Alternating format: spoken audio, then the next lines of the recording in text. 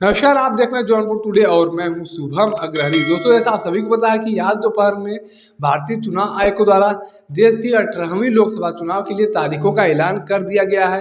और चुनाव आयोग द्वारा बताया गया है कि देश में लोकसभा चुनाव के लिए 7 चरणों में चुनाव को संपन्न कराया जाएगा। अब अगर 7 चरणों की बात किया जाए तो पहले चरण का चुनाव 19 अप्रैल को होगा और अंतिम चरण का चुनाव 1 जून को समाप्त किया जाएगा। और रिजल्ट की बात किया जाए तो चुनाव चुनाव होने के बाद 4 जून को मतगणना करके रिजल्ट घोषित किया जाएगा। अब अगर चरण वाइज बात किया जाए कि कब कब चुनाव होना है लोकसभा का, तो पहले चरण का चुनाव 19 अप्रैल को, तो वहीं दूसरे चरण का बात किया जाएगा तो 26 अप्रैल को लोकसभा का चुनाव कराया जाएगा।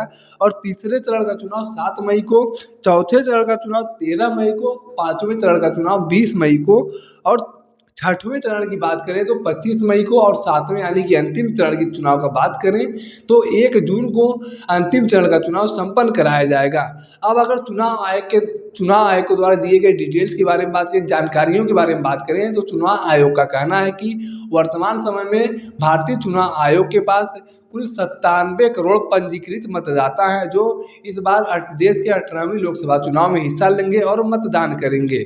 वहीं अगर कर्मचारियों की बात करें तो चुनाव आयोग का कहना है कि इस बार 1.5 करोड़ कर्मचारियों की नियुक्ति की गई है, जिसमें अधिकारी, कर्मचारी और सुरक्षाकर्मी मिलाकर हैं 1.5 करोड़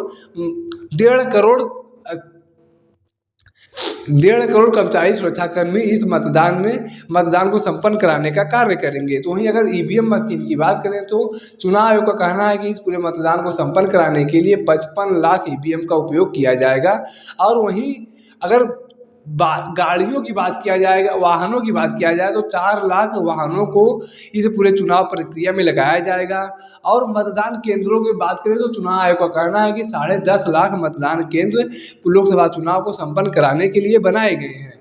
अब अगर उत्तर प्रदेश की बात किया जाए तो उत्तर प्रदेश में कुल 80 लोकसभा की सीटें हैं, और इन 80 लोकसभा के सीटों पर हर चरण में चुनाव कराया जाएगा। यानी कि जो पहले चरण से शुरू होगा और अंतिम चरण तक हर कहीं ना कहीं हर चरण में चुनाव होता रहेगा उत्तर प्रदेश में भी।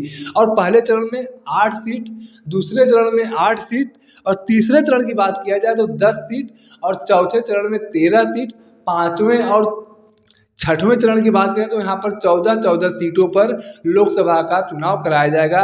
अंतिम यानी कि 7वें चरण की बात करें तो यहाँ पर 13 लोकसभा सीटों पर चुनाव कराने की बात कही गई है।